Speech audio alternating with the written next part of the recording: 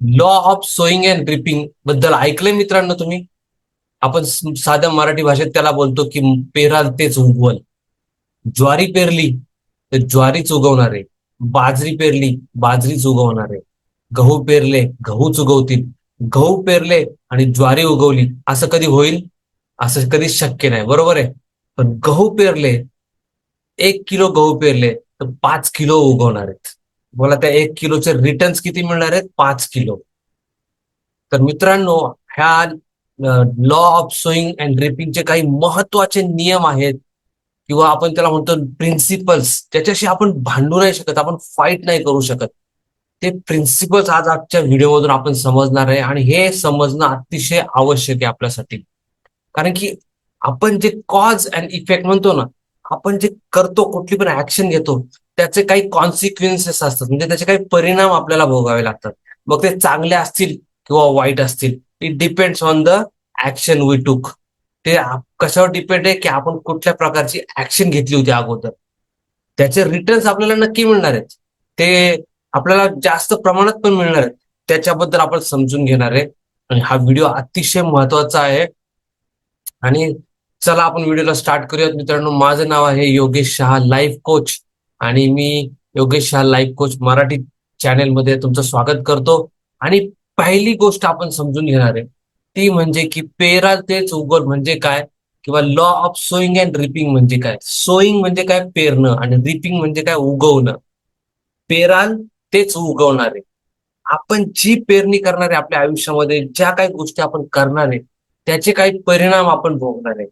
चांगले केलं असेल तर चांगले परिणाम, वाईट केलं असेल तर वाईट परिणाम, पण आपली त्याच्यातून सुटका नाहीये. तर ते समजणं आपल्याला फार इम्पॉर्टंट. फक्त वेळ त्याला द्यावी लागणार आहे. जसं ज्वारी बाजरीला 5-6 महिने आपल्याला द्यावे लागतील, तर तसंच आपल्याला वेळ द्यावी लागणार आहे. पण ते उगवणार नक्कीच आहे मित्रांनो. आणि हे समजून घेणं फार इम्पॉर्टंट आहे की पहिली गोष्ट आहे, you reap what you sow. I hope की तुम्ही नोट्स घेताय, कारण की इम्पॉर्टंट आहे. तुम्ही जे पेरणार आहे तेच उगवणार आहे. हा सिंपल सिंपल नियम आहे निसर्गाचा. अतिशय सिंपल आहे, पण डीप आहे. म्हणजे याला समजून घेणं इम्पॉर्टंट आहे. द काइंड ऑफ सीड्स, मी त्याच्यासाठी काही नोट्स पण बनवले. The kind of seeds you plant determines the harvest. तुम्ही कोणत्या टाईपचे बिया पेरताय त्याच्यावरून तुमचं हार्वेस्ट म्हणजे काय, तुमची फसल किंवा तुमचं उत्पादन, ते डिपेंड करतं. तर पॉझिटिव्ह ऍक्शन्स म्हणजे जे आपण पॉझिटिव्ह ऍक्शन्स टाकल्या, जर आपण चांगल्या गोष्टी केल्या, तर त्याचा आउटकम जो येणार आहे आपल्या आयुष्यामध्ये तो पॉझिटिव्ह असणार आहे. आणि निगेटिव्ह ऍक्शन्स, ज्या निगेटिव्ह गोष्टी केलेल्या आहेत लाईफमध्ये, भले ते आज त्याचा आउटकम नाही दिसत आहे, भले आज ती चालून जाईल, पण कुठं ना कुठेतरी त्याचा आपल्याला निगेटिव्ह त्याची रिॲक्शन होणार आहे. त्याचा निगेटिव्ह कॉन्सिक्वेन्सेस आपल्याला त्याची किंमत मोजावी लागते. हा law of sowing and ripping मधला पहिला पार्ट झाला. पहिला पार्ट काय आहे? तो म्हणजे you reap what you sow. तुम्ही जे तेच मिळणार आहे तुम्हाला, तेच उगवणार आहे जे तुम्ही पेरणार आहे. आता आपण दुसरा मुद्दा बघूयात. दुसरा मुद्दा आहे, you reap more than you sow. म्हणजे तुम्ही जे एवढं पेरलंय त्याच्यापेक्षा जास्त उगवणार आहे. तुम्ही जर चांगलं पेरलं असेल तर येताना पण छप्पर फाडके येणार आहे, येताना पण खूप मिळणार आहे तुम्हाला. जर तुम्ही तुमच्या आयुष्यामध्ये चांगल्या गोष्टी केल्या असेल तर त्याचे रिटर्न्स पण आपल्याला खूप चांगले मिळणार आहे. तुम्हाला single seed can produce much larger harvest. एक सिंगल सीड, एक बी, ज्वारीची एक बी वरती आपल्याला आपण ज्यावेळेस बघतो, वरती आपल्याला भरपूर त्या बिया आपल्याला एका याच्यातून कितीतरी आपल्याला त्याच्यातून सीड्स मिळतात. म्हणजे मे बी एक सीड मधून मे बी 50-60 सीड्स आपल्याला मिळतात. म्हणजे जेवढं आपण पेरणार आहे ना, त्याच्या काही पटीने जास्त आपल्याला उगवणार आहे, मग ते चांगलं असो किंवा वाईट असू दे. दुसरा मुद्दा काय आहे? You reap more than what you sow. तुम्हाला नेहमी पेरल्यापेक्षा जास्त मिळणार आहे. तुम्ही जेवढं पेरलंय त्याच्यापेक्षा जास्त मिळणार आहे. हे लाईफच्या कुठल्याही अँगलमध्ये जाऊन तुम्ही बघा. आपण आपल्या ह्या लाईफला डायरेक्टली, हे जे निसर्गाचा हा नियम आहे ना, पेराल तेच उगवल, हा डायरेक्टली आपल्या लाईफशी कनेक्टेड आहे मित्र. डायरेक्टली की जे आपण करणार आहे त्याचे काही परिणाम आपण भोगणार आहे. तिसरा नियम आहे, you reap after you sow. तुम्ही कधी उगवणार आहे? तुम्ही पेरल्यानंतर उगवणार आहे. जर पेरलंच नाही तर उगवणार आहे का? नाही. तर त्याच्यासाठी चांगल्या जर गोष्टी आपल्याला आयुष्यात पाहिजे असतील तर पहिले आपल्याला चांगली गोष्टी कराव्या लागतील, मेहनत घ्यावी लागेल. पेरणीनंतरच कापणी होते.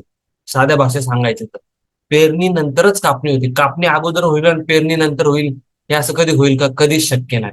There is always a delay between planting and harvesting.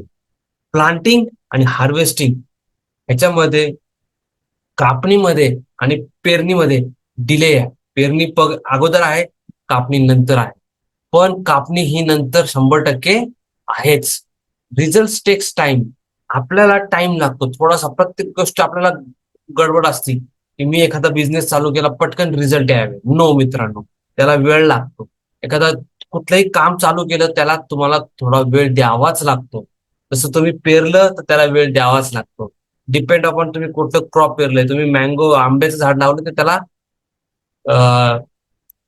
मग कदाचित 4-5 वर्ष थांबावं लागेल. पण तेच आंब्याचं झाड तुम्हाला 50 वर्ष पुढे जाऊन आंबे देणार आहे. ज्वारी लावली तर तुम्हाला 5 महिनेच थांबावं लागेल, पण ती तुम्हाला तेवढ्या पुरतच आहे. तर डिपेंड अपॉन, पण पेरणी ही अगोदर आहे आणि नंतरच रिपिंग आहे. पण you rip after you sow म्हणजे काय? आपण तिसरा भाग काय पाहिला की you rip after you sow म्हणजे तुम्हाला पेरणी नंतरच उगवणी होते, थोडक्यात कापणी होते, सॉरी. त्याच्यानंतर चौथा भाग, चौथा मुद्दा, you reap in proportion to what you sow. तुम्ही ज्या प्रपोर्शन मध्येच तुम्हाला ते मिळणार आहे. 1 किलो जर पेरली समजा तर 10 किलो मिळणार. असं एक प्रपोर्शन आहे, एकाच 10. पण असं नाही होणार की एकाच 1000, त्याचे एकाच 1000 नाही होणार. आणि त्या proper the more the efforts resources you invest, the greater the potential returns.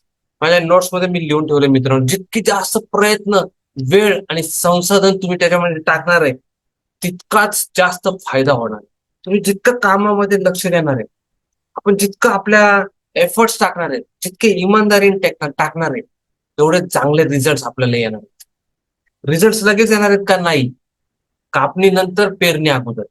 पण रिझल्ट हे 100% येणार. त्याच्यानंतर पाचवा मुद्दा आहे ते म्हणजे निग्लेक्ट हॅज कॉन्सिक्वेन्सेस. म्हणजे आपण जर त्या गोष्टीचं जर आपण दुर्लक्ष केलं तर ते हानिकारक ठरू शकतं. Failing to plant. म्हणजे जर पेरणीच नाही केली, आरामात बसून राहिलो आणि वाट बघतोय भगवान देगा तो छप्पर फाड़ के देगा, लेकिन भगवान भी पहले बोलता है की पहले तू छप्पर बना, तब मैं फाडूंगा, तब छप्पर फाड़ के देगा. म्हणजे काय की देव पण देईल, पण पहिलं आपल्याला पण आपलं काम करावं लागेल, ते म्हणजे पेरणीचं. फेलिंग टू प्लांट, वॉटर आणि take care of the seeds. हे जोपर्यंत आपण हे करत नाही मित्रांनो, जर बी पेरले नाही किंवा त्याचे संगोपन केले नाही, सिंपल भाषेत सांगायचं तर पीक नष्ट होईल. आणि त्याचप्रमाणे जबाबदारी आणि संधीची काळजी घेतली नाही तर अपयश येते. हे मी तुम्हाला आपल्या लाईफशी का कनेक्टेड सांगतोय? कारण की आपल्याला लाईफमध्ये जर सक्सेसफुल व्हायचं असेल आणि जर आपल्याला अबंडन्स पाहिजे, हॅपीनेस पाहिजे, तर ह्या प्रत्येक गोष्टीमध्ये तुम्हाला रिलेशनशिपमध्ये पण इन्व्हेस्ट करावं लागेल. तुम्हाला रिलेशनशिपमध्ये पण इन्व्हेस्ट करावं लागेल. तुम्हाला हेल्थमध्ये पण इन्व्हेस्ट करावं लागेल.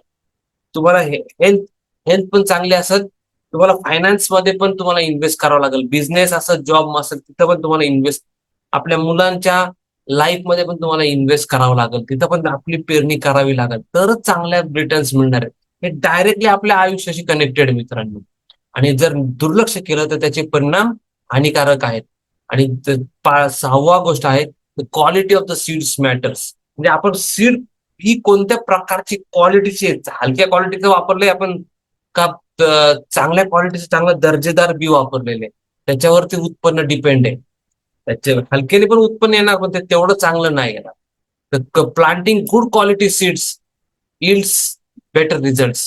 आणि आपल्याला पण लाईफमध्ये चांगलं पीक हवं असेल, चांगल्या गोष्टी लाईफमध्ये पाहिजे असेल, चांगली कृत्य करावी लागतील आणि गुड क्वालिटी सीड्स आपल्याला पेरावी लागतील. आणि ह्या झाल्या मित्रांनो 6 गोष्टी, ज्या लाईफ मध्ये आपण म्हणतो ना की लाईफ सोईंग अँड रिपिंगचं महत्व आपल्या डायरेक्टली आयुष्याबरोबर हे कनेक्टेड आहे. Directly connected. पहिलं जे पेराल तेच उगवल. दुसरं, तुम्हाला नेहमी पेरल्यापेक्षा जास्त मिळणार आहे. तिसरं आहे पेरणी नंतरच कापणी होते. चौथं आहे जितकी पेरणी कराल तितकीच कापणी मिळेल. पाचवा आहे निगराणीचा अभाव हा हानिकारक ठरू शकतो. आणि सहावा आहे बियांचा दर्जा पण महत्वाचा आहे. मित्रांनो, हा law of sowing and ripping म्हणजे पेराल तेच उगवल आपल्या आयुष्यामध्ये डायरेक्टली कनेक्टेड आहे. आपल्या लाईफमध्ये जर हॅपीनेस, अबंडन्स, प्रॉस्पेरिटी पाहिजे असेल तर आपल्याला या नियमांचा, लॉ ऑफ सोईंग अँड रिपिंगचा काटेकोरपणे पालन केलं पाहिजे. आय होप की तुम्हाला हे 6 नियम समजले, तुम्ही लिहून पण घेतले आणि तुम्ही तुमच्या लाईफमध्ये पण फॉलो करा. मित्रांनो, पुढच्या व्हिडिओमध्ये जरूर भेटूयात आणि पुढच्या टॉपिक वरती चर्चा करूयात. Thank you so much for your time. भेटूयात परत.